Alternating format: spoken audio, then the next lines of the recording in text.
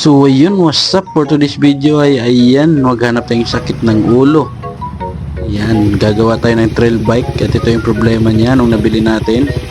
Yung hub sira, kaya ito meron tayong stock ng rakal, yan yung ating ipapalit. Alright.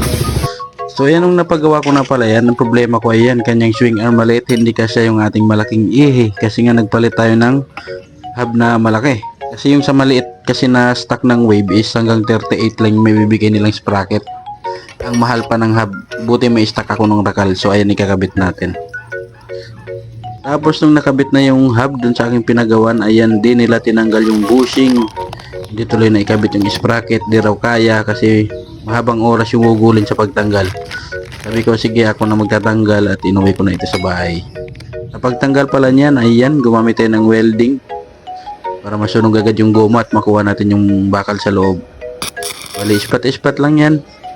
Mahuhugot mo na yan, masusunog na rin yung goma. So ayan, tanggal ko na yung isa, tapos tatanggalin din natin yung iba. Ganun lang din ulit, paulit-ulit lang, welding hanggang mahugot natin lahat. Tapos ayan, natanggal na rin natin yung pinaka bushing nya. Tapos yan, ayan na yung kanyang mga bushing na bago. Steel bushing yan para matibay na matibay.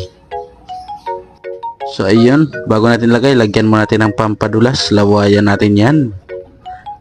Pagtapos lawayin at ayan ating fingerin para lalong dumulas. Alright na alright. Neng. So ayan, paglagay ng bushing, uy shoot, walang kasabit-sabit. Tag-iisang palo lang, walang kahirap-hirap. Yan, maganda kasi yan yung steel bushing kisa dun sa ano. So ito naman sa bracket ng kanyang preno, ayan, yung bala ko ispat ko na lang dyan yung adjuster para yung maghahawak ng kanyang sa preno. Yan, ayan na, na-welding ko na siya sa ilalim. O, sprite muna tayo dyan mga chong dahil sa init ng panahon hindi tayo pwedeng may dehydrate. Alright, ang sarap ng Sprite. Ayan, testing ko sa pinsan ko. Katakbo na ba to? Marami pang gagawin sa makina nito, pero importante na i-mount natin yung gulong sa likod. Diba? Importante yung maandar na siya para matesting na agad natin kung ano yung makulang. So dito nga pala sa pag-testing, hindi pa naman nakakalayo eh, ayan, nag-stuck yung gulong sa likod. Pag silip ko, ayun, palpak yung ating bracket, umikot, ayan oh, tanggal sa pagka-welding. So ayan, pinalitan ko na siya ng malaki-laking tubo. Bali tubo yung aking nilagay dyan. So, welding din natin sa ilalim. Tibayan na natin oh, wala din na maulit. Tapos ayan, hugahan natin siya ng itim. Di naman maarte yung trail bike kasi puputikan lang din naman yan. Itutumba-tumba, magagasgas. Kaya tama lang yung all black. Yan, pagtapos niyan, dito naman tayo sa wiring. Kasi yung kanyang wiring, ayan, putol-putol po yan. Pag nagagalaw ay hindi siya umandar. Ayan, bumili ako ng bagong wire papuntang CDI. Ayan na rin yung ipapalit natin dyan. Wala naman ng battery yan eh. Bali, stator lang, tapos regulator, CDI. Kasi ito yung kanyang mga ground. Bali, kinalawang na no, hindi na maganda yung contact, kaya i-grinder natin yan.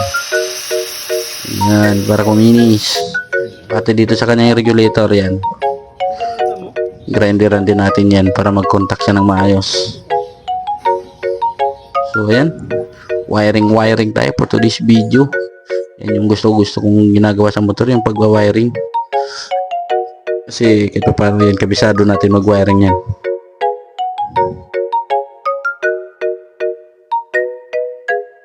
So ayun, after sa mga wiring, ayan na yung kanyang wire, malinis na.